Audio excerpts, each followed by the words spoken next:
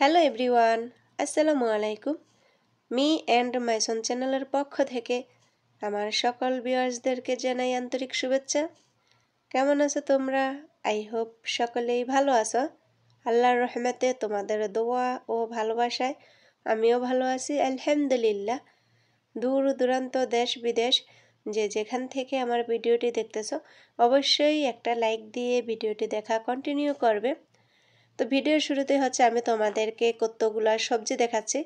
হ্যাঁ, আজকের আমার ভিডিওটা সবজি রিলেটেড। আমার হাজব্যান্ড যখনই বাজার করে তখনই এরকমভাবে বাজার করে, একবারে যা কিনবো অনেক সবজি বা ফ্রুট মাছ কিনে নেয়। কারণ আমার হাজব্যান্ড বিজি মানুষ, উনি দোকান থেকে সময় বের করে বাজার করা ওনার পক্ষে পসিবল হয় না, যার কারণে উনি এভাবেই সব বেশিরভাগ সময়ই বাজারটা করে থাকে, মানে কাঁচা সবজির বাজারটা। তো ফ্রুটস মাছ আর গোছের ক্ষেত্রে তো প্রবলেম হয় না, প্রবলেম হয়ে যায় যখন অতিরিক্ত কাঁচা সবজি এভাবে কিনে ফেলে, তখন এত সবজি কি করব, কারণ এগুলো তো নষ্ট হয়ে যায়।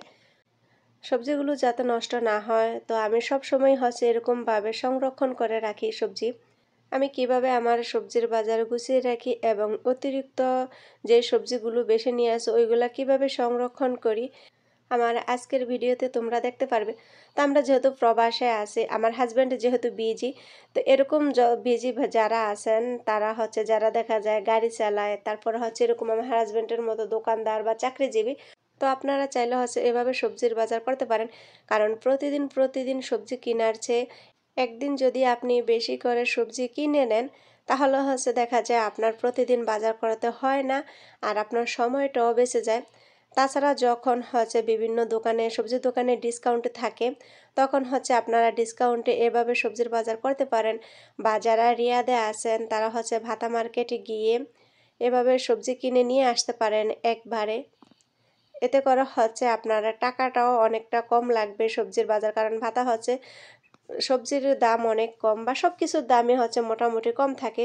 তো আপনারা চাইলে সেখান থেকে গিয়ে একবারে সপ্তাহে বা 15 দিনে একবার গিয়ে আপনারা সবজির বাজারটা করে ফেলতে পারেন। তাছাড়া আমরা যারা রিয়াদে আছি, ভাতা মার্কেট যেতে কিন্তু অনেক সুবিধা, মেট্রো রেলে করে 5 রিয়াল দিয়ে আপনি 2 ঘন্টা ভ্রমণ করতে পারবেন, আসা যাওয়া করতে পারবেন। তো আপনি যদি 5 রিয়াল দিয়ে যান, 2 ঘন্টার ভিতরে আপনি কত রকমের বাজার করে আবার ফিরে রিটার্ন আসতে পারবেন আপনার গন্তব্যস্থানে, যারা মেট্রো রেলের আশেপাশে আছেন। এছাড়াও প্রতি সোমবারে অথাই মার্কেটে ডিসকাউন্টে দেয়, আপনারা চাইলে সেখান থেকেও এভাবে সবজি কিনে নিয়ে আসতে পারেন। তো আমার এই কথাগুলো তো আমি এতক্ষণ প্রবাসীদের জন্য বলছি, আর আমার দেশে আপু যারা আছেন, যাদের হাজব্যান্ড প্রবাসে আছে, তো আপুদের তো প্রতিদিন আর বাজারে গিয়ে বাজার করা পসিবল হয় না, বা কাকে দিয়ে কাঁচা সবজি কিনিয়ে আনবে, মাছ মাংস কিনিয়ে আনবে। তো সেই আপুরা চাইলে হাটের দিন বাজারে গিয়ে এভাবে তোমরা কাঁচা সবজি কিনে এনে সংরক্ষণ করতে পারো, বা মাছ মাংস কিনে এনে সংরক্ষণ করতে পারো, যাতে করে কাঁচা সবজি কেনার জন্য তোমাদের কাউকে খুঁজতে না হয় যে কি আমাকে সকালবেলা বাজারটা করে দিবে, আজকে কি রান্না করব, এরকম সিচুয়েশনে যেন পড়তে না হয়। আমি আর আমার হাজব্যান্ড প্রতি সোমবারে রাতের বেলায় বাহির হই, যেহেতু আমার হাজব্যান্ডের দিনের বেলায় কোনো সময় থাকে না, সেক্ষেত্রে আমাদেরকে রাতের বেলায় বের হতে হয়। তো আমরা রাত 1টা বা 1:30টার দিকে বের হই।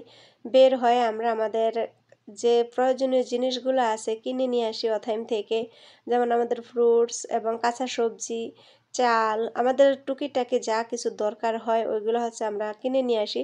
এই 1 সপ্তাহের ভিতরে আর আমাদের বের হওয়া লাগে না। আর প্রতিদিন প্রতিদিন রেডি হয়ে বাইরে যেত একটা ঝামেলার ব্যাপার, সেজন্য সপ্তাহে একবার গিয়ে আমরা আমাদের প্রয়োজনীয় জিনিসগুলো কিনে নিয়ে আসি।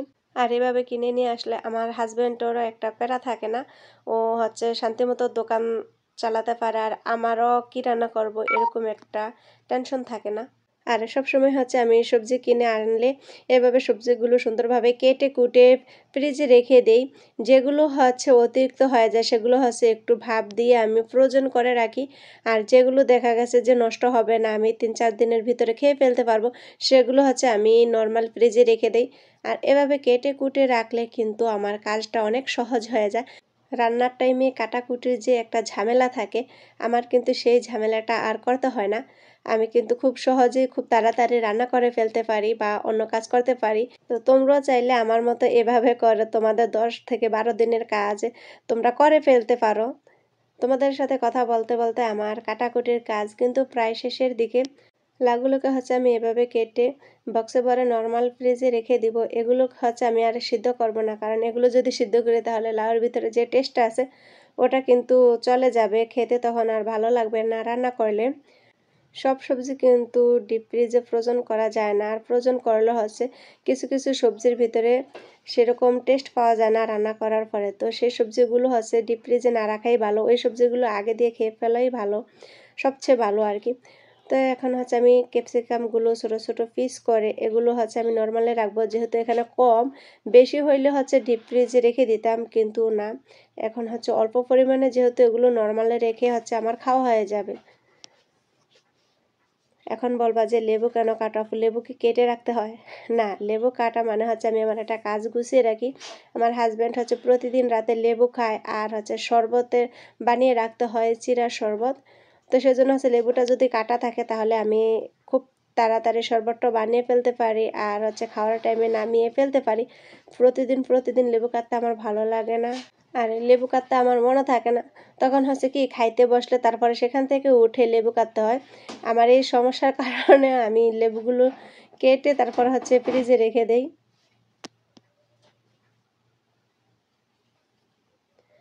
তো এখন সিম কাটবো।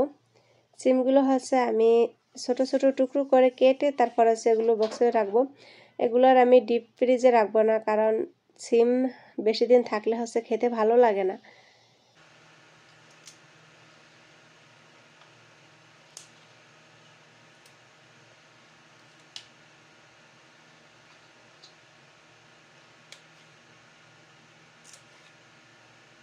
এই সিমের তরকারি খেতে কিন্তু অনেক মজার হয়। তো এই সিমগুলো আমি আর বাসি করব না, এগুলো আমি রাতেই রান্না করে ফেলবো। কাঁচা সবজি সংরক্ষণ করা কিন্তু আমার অনেক আপুরাই জানে। তো সবাইয়ের কাজের ধরন তো আর এক রকম না। আমি যেভাবে আমারটা সংরক্ষণ করি সেভাবেই আমি আমার আপুদের সাথে শেয়ার করলাম। আরও 3 থেকে 4 মাস আগে আমি একটা ভিডিও আপলোড দিয়েছিলাম যে সৌদি আরবে আমার হাজব্যান্ড সস্তা পেয়ে বস্তা ভরে টমেটো নিয়ে আসছে। আমার হাজব্যান্ড এরকম বক্সে 3 বক্স টমেটো নিয়ে আসছিল। তখন এরকম 3 বক্স টমেটো 10 রিয়াল দিয়ে নিয়ে আসছিল। তো আমি এগুলোকে আস্ত ফ্রোজেন করে রাখছি, আর আস্ত ফ্রোজেন করে রাখলে তো টমেটোর যে টেস্টটা আছে ওইটা পাওয়া যায়। আর অনেক আপুরা জাল করে গলিয়ে তারপরে রাখে, ওইভাবে আমার কাছে কেমন জানি একটা ভাবসা গন্ধ লাগে, সেজন্য আমি আর ওইভাবে রাখি নাই। 3 বক্স থেকে খেতে খেতে কিন্তু 2 বক্স খেয়ে ফেলছি, আর 1 বক্সের ভিতরে এই কতগুলো আছে। আর এর মাঝে টমেটো নিয়ে আসছিল, সেগুলোও খাওয়া হয়েছে। এতক্ষণ ধৈর্য সহকারে আমার যে সকল আপুরা আমার ভিডিওটি দেখে এসেছো তোমাদেরকে জানাই অসংখ্য ধন্যবাদ। তোমরা যদি আমার চ্যানেলে নতুন হয়ে থাকে তাহলে অবশ্যই একটা লাইক দিবে, চ্যানেলটা সাবস্ক্রাইব করে নোটিফিকেশনটি অল করে রাখবে, যাতে করে আমি ভিডিও দিলে সবার আগে তোমাদের কাছে পৌঁছে যায়। আল্লাহ হাফেজ।